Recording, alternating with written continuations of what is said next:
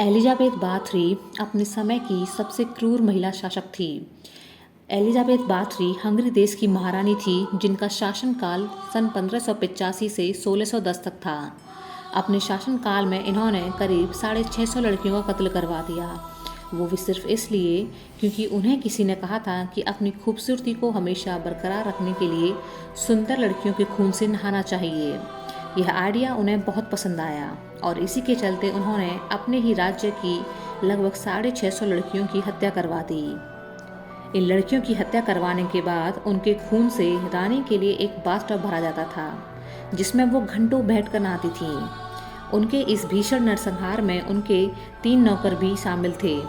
Elizabeth की शिकार लड़कियों में से ज़्यादातर लड़कियां कुंवारी थीं क्योंकि एलिजाबेथ को यकीन था कि इससे वह हमेशा के लिए जवान रहेगी और इस तरह वो बनी विश्व की नंबर 1 फीमेल सीरियल किलर।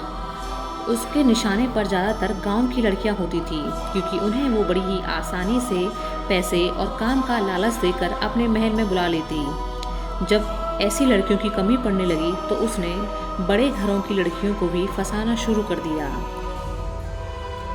जब हंगरी के राजा को खबर मिली कि उनके राज्य में इतनी लड़कियां गायब हो रही हैं तो उन्होंने एक जांच समिति का गठन किया और तब पता चला कि इस जघन्य हत्याकांड के पीछे एलिजाबेथ का हाथ था। उसके महल से कई सारे नरकंकाल भी पाए गए।